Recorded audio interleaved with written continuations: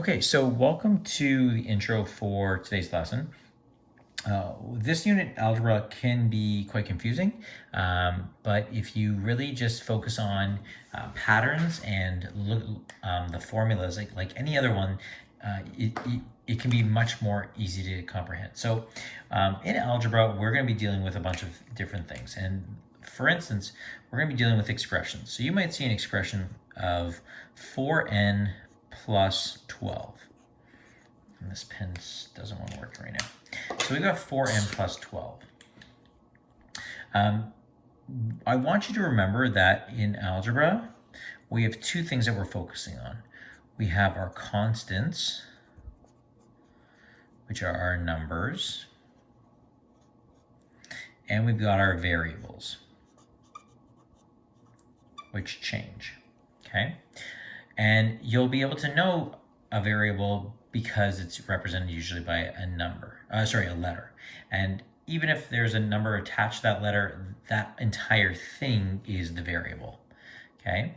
And the constant has no variable next to it. So when we're dealing with algebraic expressions and equations, you always want to be mindful of what is changing and what is always staying the same, okay?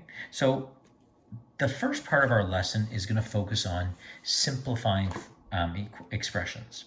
So for instance, if I had the expression 7a minus 6a plus 8a, 8a, all my variables are the same. So I can add all these up. And so if all my variables are the same, all I'm doing here is I'm saying, okay, 7a minus 6a is 1a. And when we represent 1a, we can represent it as just a, or you could write 1a, but it's kind of unnecessary. So I'm going to do it step by step. So 7a minus 6a is a, or 1a, plus 8a, which means that in total I have 9a here.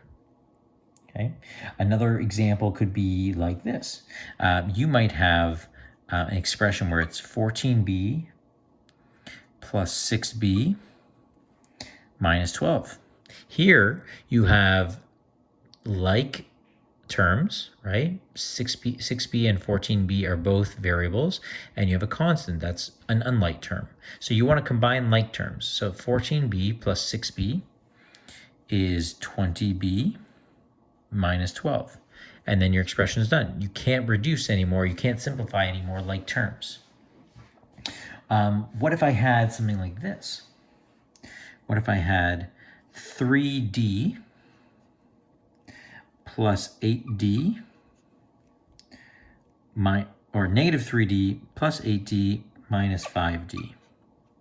So my next line would be a negative plus a positive. So negative 3d plus 8d is 5d minus 5d. So if I'm saying 5d minus 5d, I'm left with 0. Okay, so if I pretty much eliminate my my like terms, then I'm going to be left with 0. So, how about you try this one for me? I want you to try this one. Pause it when you're working on it. So you've got 8r plus 12p plus minus 7 minus 3p. Okay, so take a pause and then come back when you think you've solved it. Go. Okay, so let's look. First things first, I want to combine like terms. So I want to simplify my expressions. So I start with this one, 8r. Do I have any other ones that are r's at the end? No? Okay, so this 8r is in the most simplified form. What about the p's? Okay, I've got two p's here. So I'm going to treat them separately. I'm going to treat them in a bubble almost. So I'm going to say 12p minus 3p. So 12p minus 3p, it's going to remain a positive, and it's going to be 9p. And then I'm left with my negative 7 constant, right? Are there any other numbers that don't have a variable attached? No? So then it's going to stay as negative 7. So my final expression will be 8r plus 9p minus 7. You might also see simplified expressions like this. So I'm going to, again, get you to try this one by yourself. 2/3 p plus 4/3 p plus, or sorry, minus 1/3 p. Okay, so pause it and solve it yourself. Come back when you're ready.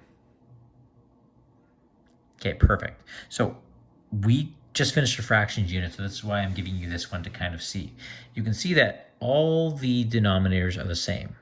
So the good news is we can just literally add or subtract them up. So let's do them in stages. What's 2 plus 4? That's 6/3p minus 1/3p.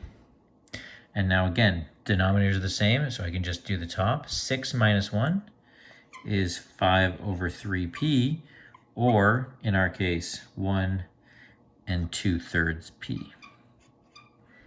Okay, so that is very simply the simplifying expressions that you're going to need to do in this unit.